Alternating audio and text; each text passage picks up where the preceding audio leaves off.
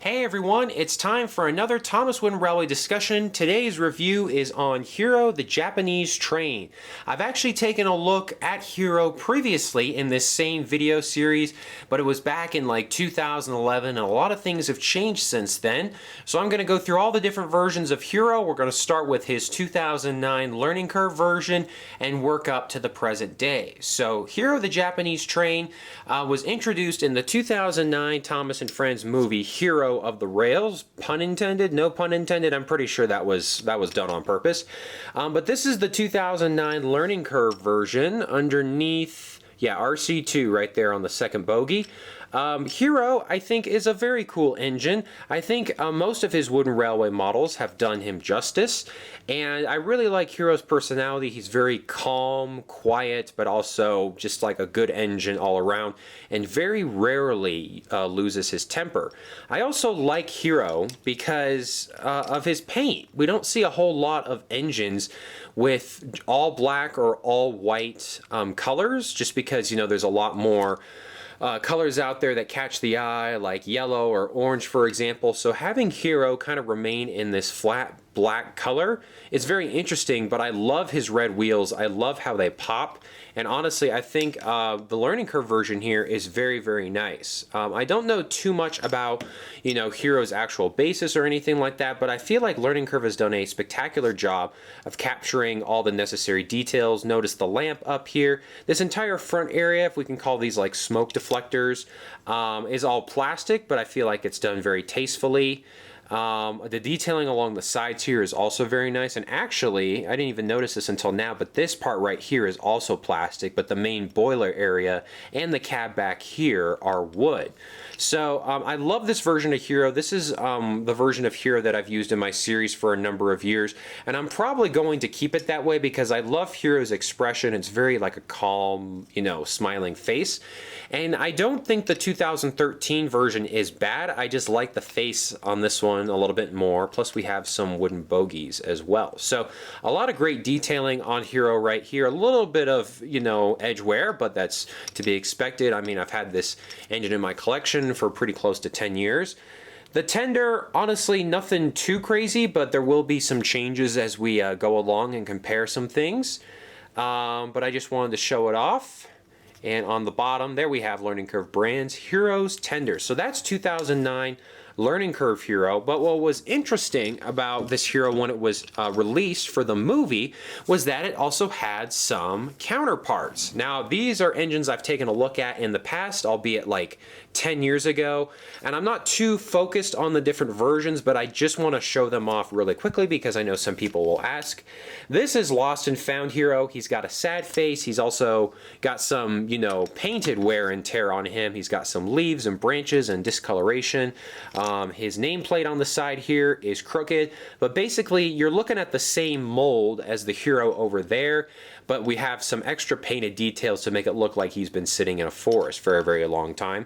I think this sad face is really, really accurate. I think they did a good job with that. As far as the tender goes, as you can see, it looks like we got some rust kind of appearing. If we can get the lighting right, you can kind of see it at the top and the bottom. We also have a branch that's hanging over both sides of the tender. It's actually not the same image. It kind of splits like an upside down V right there, and this one just went off straight off to the side, so I actually did not notice that. But yeah, this is Lost and Found Hiro. It's a really good special model. I don't want to focus too much on this because we're just kind of focusing on the main versions, but I know some people will ask about it. We'll actually come back to that version of Lost and Found Hiro. We also have another version called Patchwork Hiro. Man, this one catches your eye.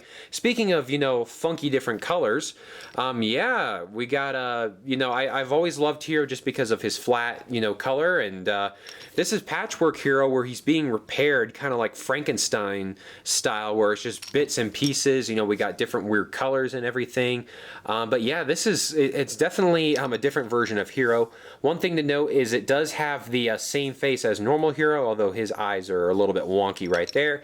But again, same, basis, same mold. We just have some very interesting colors going on, which I think is pretty cool, especially under these studio lights. You can really see the colors. I actually did not even notice this. I probably brought it up like in my very, very old review, but this smoke deflector is a different color than that smoke deflector. That's a nice detail. We would definitely not get something like that today. And Hiro's tender, maybe this is what you would call rust, but it's also just kind of like wear and tear. Very nice. But what's interesting though is if I bring back Lost and Found Hiro's tender, look at the gray lining on the bottom. I guess you could say they're in the process of painting it, but I just thought that was kind of interesting how it's like not really visible on this one, but it is on Patchwork Hiro, which is like kind of the next stage. So we start off with Lost and Found Hiro, we work our way to Patchwork Hiro, and then by the end of the movie we do get a full finished Hiro.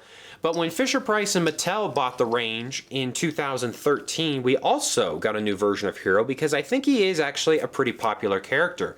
When I think of recent Thomas and Friends merchandise, we will get to the wood version here in a sec, but there's been a Trackmaster Hiro, and there was an Adventures Hiro, and Take Along, Take and Play. So I think Hiro is actually a pretty popular character, which is kind of surprising because he doesn't have the flashy detailing or the flashing paint that most of the other main characters have nowadays. So this is the Mattel version of Hiro. I bought this used off of eBay for the sake of this comparison video. One thing I will mention is that the paint on this doesn't have that glossy finish that like the Tomy and the Learning Curve models have, but it's still pretty good nonetheless. Here's the face. I don't think it is a bad Hiro face. I like this version a lot better. That one has a lot more character. This is kind of your stock standard, Hiro face. I think the best way to describe it is when I had my custom Young Bao made by Wong Village, the face that he originally used before we had some Young Bao merchandise was this Hiro face.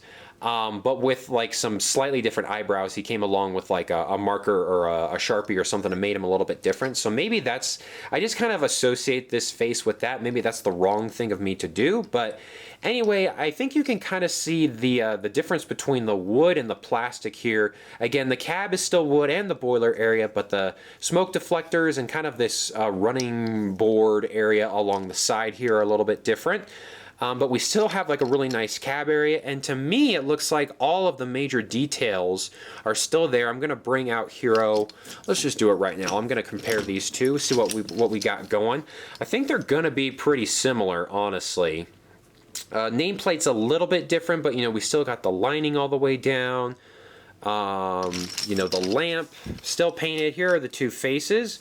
Got 2009 Learning Curve Hiro on the left and Mattel Hiro on the right. I'll leave it up to you guys which face you prefer. But yeah, nameplate wise, 2009, 2013, I actually prefer the 2013 nameplate.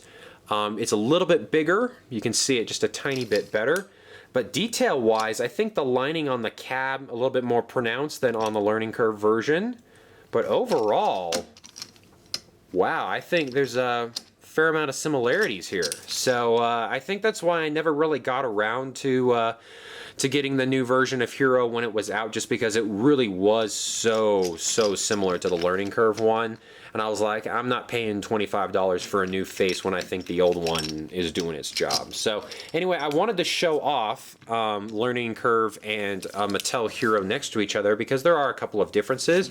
And actually, let me show off the tenders here really quick. I was talking about this gray lining on the bottom. So we got Learning Curve here, Fisher-Price Mattel here. The gold around the tender is a little bit brighter, and also the number, I'd say it's gone from like a dark gray right there to straight up white. It'll be interesting to see or know which one is technically more correct. I actually do like this tender a little bit better, and once again, like I was saying, the gray a little bit more noticeable on this one. So I wonder if I could get away with using this tender or with that Hiro, or would that just throw everything off. It probably shouldn't probably shouldn't mess around with things that aren't meant to be changed in that way. But anyway, we got these versions of Hiro here. There was also another Fisher-Price Mattel Hiro in its long form with bogies. This is Hiro's Sticky Spill. It was technically a 3-pack that was sold, I want to say, around 2014.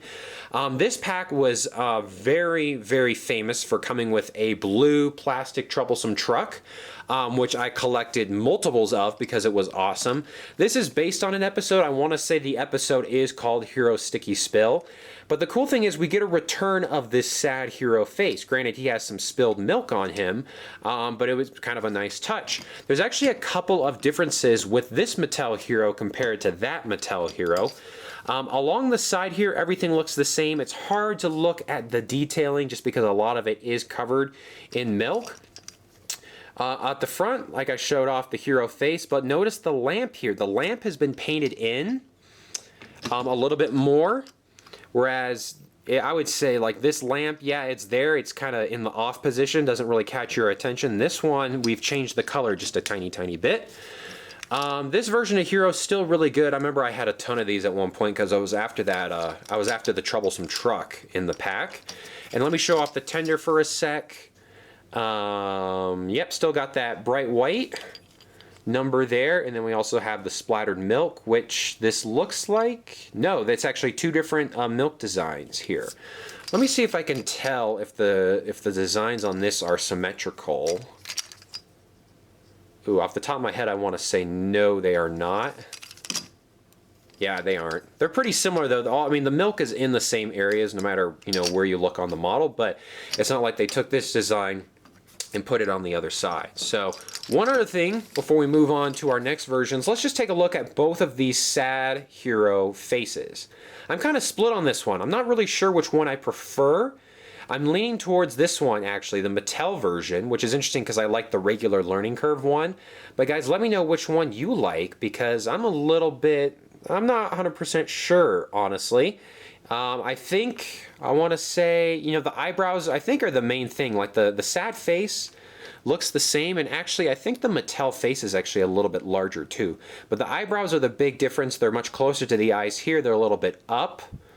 But yeah, that looks like pretty much the only major difference looking at the two faces there. So this was a nice 3-pack. I call it a 3-pack because it was Hiro, his tender, and a car. So yeah, it's a 3-pack technically. But this was kind of a nice version of Hiro. And I think it also shows, you know, Mattel Fisher-Price had a lot of faith in this character if they were really willing to release a 3-pack. If they, of a character, you know, if they weren't too crazy about Hiro, I don't think they would have done that. But so this was really cool. Obviously, I think most people who were going after this pack were interested in the troublesome truck, but this is still a very nice version of Hiro. So I'm going to move this off to the side because it's technically not a new version, it's just a repainted one. And let's bring in Thomas Wood Hiro. Hiro suffers a lot from the lack of paint. I think you guys can hear it in my voice. I just do not like looking at these wood models. They are just not good. The face, oh boy, yeah, I do not like that face. I think it has taken a big step back, unfortunately. Yeah, it's a little bit smaller. You can tell we have lost the lamp on the front, which is a very common occurrence. You know, when you think of like Victor or Rosie, for example, who have very prominent lamps on the front, those are all gone with Thomas and Friends wood, which just makes you wonder. Obviously, you know, this is not painted and it's shorter. Let's bring in normal Hiro. It is, I'd say, you know, a third shorter than the old bogie version, and of course all the tender engines in this line are going to suffer that fate, and I just unfortunately I can't justify it and I can't make up excuses for it. It's just, you know, a cost-cutting thing that we unfortunately have to deal with. But yeah, the fact that this has no paint, the main body here is shorter, we don't have any bogies, because this is, you can argue this part of Hiro without the tender is the same size as Thomas, and that's just not right. So we have the length is not correct, it's not painted, the face is questionable, you just have a horrible, horrible Thomas Wooden, or I should say just Thomas Wood Hiro. I think the buffers are a little bit crooked too. It is hard to tell because there's no paint. Oh, now it's focusing on Hiro in the back there. Buffers, no, I see the wood grain is crooked, but it looks like the detailing, yeah, the detailing's actually straight. So, I love showing off this view because it just shows how terrible these toys look. But, yeah, we still got the plastic, what do you call them? Smoke deflectors. I'm blanking here because my camera keeps autofocusing on Hiro in the back. It's like, show me, I'm the better version, show me. So, yeah, and tender, oh boy, these tenders, man. If it wasn't obvious, I don't know if you guys, maybe you don't notice this, but they're shorter. The wheels are way closer together. But we still have, this is the learning curve tender, so we have the return, or I should say the white number 51 stays from the Mattel version, but this is just lazy right here. You know, you can't, you want me to pretend that part where the tender dips down just isn't there. I mean, look at this. This is inexcusable. It's really horrible. We've gone back to painted coal. Oh, this is just terrible. So I hate even touching these things, but anyway, let's get on to the painted version, which granted is an improvement. It is a very, very, very, very tiny improvement, but it is an improvement. The chassis here, the body are now connected as one. It's also painted, and we can actually see Hiro gets buffers for the first time. So that's actually a nice addition. You could barely tell on the wood unpainted Hiro, the unpainted wood Hiro, I should say, in the back there. You could barely tell. But look at what some little paint will do. It's like, oh, he has buffers. You know, they're not correct or anything, but hey, you know, you got to take your wins when you can. So once again, you know, Hiro up there, the lining man, it just continues all the way down. I guess that's correct. Yeah, I guess it's correct. It's just that it seems as though this boiler is very, very big on this engine because of the way they've cut this out. I don't like this version of Hiro, you know, for a number of reasons, but this ledge right here on both sides just kind of rubs me the wrong way. I want to say they're reusing a mold for another engine, because technically you'd think this ledge would come down to where this detailing starts, kind of like what it does on the old version. You know, we got a wood boiler, then it goes down to the plastic part. And that's something I should note, is that this plastic part is actually gone. You know, smoke deflectors are still plastic, but we don't have that part running along the side anymore. However, we are still missing some bogies. This is not what Hiro is supposed to look like by any means. And the tender, it's so, I mean, I just laugh at how they try to cover this area up where they're literally too lazy to just, you know, go into the programming of the machines that make these toys and just cut this out. Cut that part out, but it's like, no, that gray area, that's just like air. So it's very, very interesting. However, I'm noticing something. Am I crazy? Look at the wheels here. That's really interesting. Is this longer? I was not expecting that. No. They've just pushed them farther apart, it looks like. Yeah, so the tenders are the same length, it looks like. They have pushed the wheels farther apart. It is very, very reminiscent to a Mattel Hiro now. Wheel-wise, the length between the wheels, at least. Look at that. And then look at how much better this looks. Oh. But yeah, isn't that interesting? I was just saying how they... Oh gosh, I got a couple of different things going on here. Yeah, I was talking about the tenders. I was just saying how they on a lot of these, they push the wheels really, really close together, almost so close that like they touch when they spin around. However, on this painted version of Hiro, which I was not expecting, they have actually increased the size. So that's a little fun fact. I was not expecting that at all. However, up top, we still got this issue where it's just an incomplete tender, unfortunately. So... yeah, I'm doing my best to try to, you know, keep these reviews as unbiased as possible, but it is really hard when you're dealing with poor merchandise. And it's like, people are, you know, yeah, you know, it's painted, why are you complaining? Well, that's not what Hiro looks like. This is what Hiro looks like. He's a massive engine, he's a strong engine. And we need some bogies so that he can go around our tight corners on our Thomas Wooden Railway layout. Something like that over there, that is just a cheap imitation of Hiro, unfortunately. So I think, as I round this video off, I'm going to bring all the different versions of Hiro together in one shot so that you guys can see them. we got, I'd say, you know, two different expressions. We just got a normal, happy hero, and then we got like a sad hero. I got to readjust a little bit. But as you can see, Hiro's face, I mean, he's only been around for like 10 years. And look at all the different versions of Hiro that we have. So quite a family reunion going on here. Obviously, they're not in order. But it's very interesting. I'd love to hear your guys' favorite version. I know mine are a little bit different in, you know, certain places, like Patchwork Hero over here's got some funky eyes. And, you know, maybe you like this face, but you're not crazy about the milk stains around them. Or, you know, who knows, maybe you're a fan of the wood stuff.